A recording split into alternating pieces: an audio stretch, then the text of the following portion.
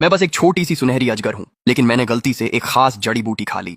मेरा शरीर तुरंत दर्जनों मीटर लंबा हो गया। मैं तो इंसानी रूप भी ले सकती हूँ। अचानक मेरे शरीर से तेज फेरोमोन निकलने लगे। इससे तुरंत ही अनगिनत नर अजगर मेरे चारों ओर इकट्ठा हो गए। उन्होंने मुझे पूरी तरह से घेर लिया। वे सभी लगातार मेरे करीब आते रहे। वे मेरा ध्यान आकर्षित करने के लिए मुझसे रगड़ते रहे। अब मैं क्या करूं? मुझे सच में बाकी सांपों से कोई लेना देना नहीं रखना है। जब वे नर सांप आपस में मेरे लिए लड़ रहे थे तो मैंने मौका देखकर चुपचाप वहां से निकल ली। लेकिन मैंने हालात की मुश्किलों को कम आंका था। मिलन के मौसम में हर चीज साथी ढूंढ रही है, यहां तक कि यहाँ के पौधे भी साथी चाहते हैं। ऊपर से जो खास जड़ी बूटी मैंने अभी खाई थी, उससे मेरी खुशबू और भी ज्यादा आकर्षक हो गई। मीलों के दायरे में जितने भी अकेले नर सांप थे, वे मेरी अनोखी खुशबू सूंघकर सीधे मेरी ओर दौड़ पड़े। अब मेरे पास भागने की कोई जगह नहीं बची थी।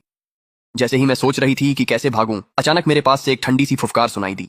सांप राजा अपनी उपपत्नियां चुन रहा है, जल्दी से मानव रूप में आ जाओ। हमें देखना है कि तुम योग्य हो या नहीं। मैंने आवाज की दिशा में देखा। मैंने देखा कि वहां दो ताकतवर आदमी खड़े थे। वे विशाल अजगरों के ऊपर सवार थे। वे बिल्कुल आम इंसानों जैसे दिखते हैं, लेकिन उनके सिर पर सांप का मुकुट है। हर कोई समझ सकता है कि वे असली सांप लोग हैं। मुझे उनकी हुक्म देने वाली आवाज तुरंत ही नापसंद आ गई। ये सुनकर मुझे सच में बहुत बुरा लगा। मैंने अपना विशाल शरीर मजबूती से सीधा कर लिया। मेरे दर्जनों मीटर लंबे शरीर की भव्यता देखने लायक थी। निश्चित ही मैं काफी डरावनी लग रही थी। मुझे लगा था कि वे जरूर डर जाएंगे। तुम्हारी हिम्मत कैसे हुई मुझे आदेश देने की? मैंने उन्हें ठंडे स्वर में कहा। मेरा इतना विशाल शरीर देखना बहुत दुर्लभ है। इस दुनिया में शायद ही कोई सांप मुझसे मुकाबला कर सकता है। वे बड़े अजगर जिनसे मैं पहले डरती थी, वह जड़ी बूटी खाने के बाद सब कमजोर पड़ गए। अब वे सब मेरे लिए बस मामूली से हैं। अब वे मुझे कभी भी धमका नहीं सकते। अगर तुम अच्छे से हमारे साथ नहीं आई तो आसपास के सारे नर सांप यहाँ आ जाएंगे। तुम उन सबका सामना नहीं कर पाओगी। उनकी बात सुनकर मैं तुरंत डर गई और पीछे हट गई। अब मुझे जिद करने की हिम्मत नहीं हुई। मैंने जल्दी से फिर से इंसानी रूप ले लिया। इंसान के रूप में मैं छोटी और नाजुक दिखती थी। मैंने एक हल्की मुस्कान भी ओढ़ ली।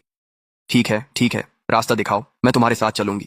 मेरी प्रतिक्रिया देखकर वे ठंडी मुस्कान देने लगे। इसके तुरंत बाद उनमें से एक ने अपने अजगर सवारी को धीरे से सहलाया। वह विशाल अजगर तुरंत प्रतिक्रिया देने लगा। उसने अपनी बड़ी पूंछ सीधा मुझ पर लपेट ली और मुझे आसानी से अपनी पीठ पर उठा लिया। मैं उनके साथ साथ सांप राजा के महल तक गई। महल मेरी कल्पना से कहीं ज्यादा भव्य था। मैंने हर जगह जिज्ञासा से देखा, यहाँ के हर कोने का निरीक्षण किया। अचानक ऊपर से एक गहरी आवाज गूंजी। वह आवाज बेहद शक्तिशाली और गंभीर लग रही थी। मेरे बगल में खड़े दोनों ताकतवर आदमी तुरंत घुटनों के बल बैठ गए। उन्होंने जमीन पर आदरपूर्वक सिर झुका दिया। सांप राजा महाराज को प्रणाम। विशाल सभा कक्ष में एक भव्य सिंहासन था।